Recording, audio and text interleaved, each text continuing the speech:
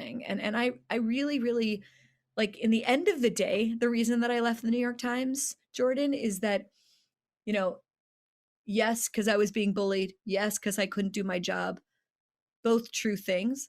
But ultimately, it's because I really believe that the fight for liberalism, and I don't mean that in the partisan sense, but I mean the kind of values we've been describing during this conversation, that like that is more important than any amount of popularity, than any amount of accolades on Twitter, than than anything else, than anything else.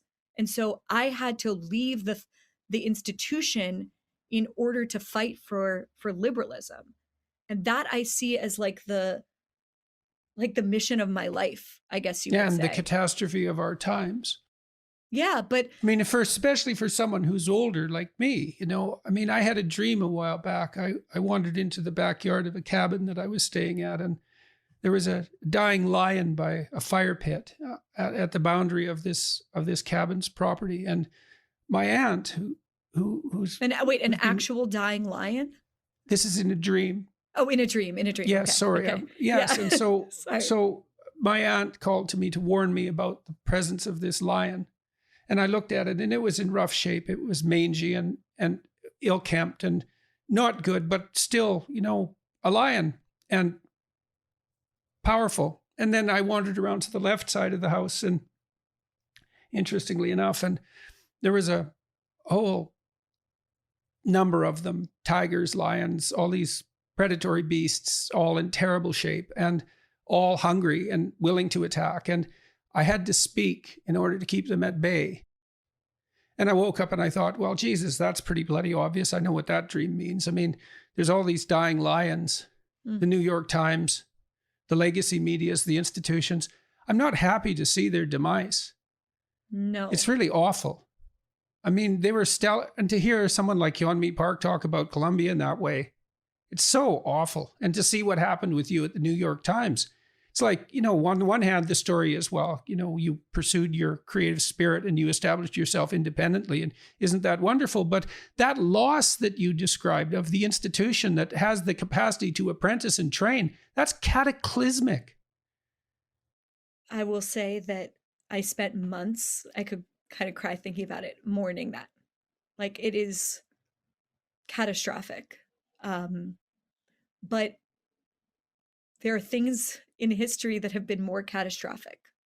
And that's the kind of perspective that I'm trying to keep, because if I spent all day looking at the wreckage, and more than just looking at the wreckage, trying desperately to try and like shore up something that is so clearly rotten, I would spend my life in grief.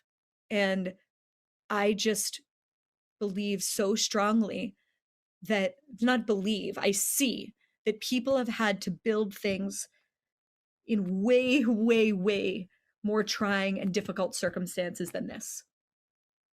And so if they could build things from true wreckage, believe me, we can rebuild new institutions. We can. And that's what I'm going to do. And I think that's what everyone that comes to me, complaining about what's going on in their kids' school or what's going on in their company. Sometimes people that are running the companies coming to me complaining about what's happening in their own company that they have control over. Like, enough. Enough. Like, no more complaining quietly. No more anonymous emails. Like, the time is now to out yourself as someone that is opposed to this, that is alarmed about it, and then spend all of your energy and money and time banding together with people to build new things. I wish there was another option, because that sounds exhausting, I realized, but I just don't think there's another option. And 3 years ago, if you had asked me, I would have suggested something different. I really believed that a lot of these institutions can be saved. And by the way, some of them, and to the extent to which there are ones that can be saved and shored up, they should be, because it's really, really, really, really, really hard to build new things. Really hard. It's so easy to tear things down. But that's the conclusion that I've come to. And I think the more people that can, yes, like, let's grieve the 20th century institutions that are crumbling. Let's understand that they are something that they might have the same name, but they're no longer what they used to be.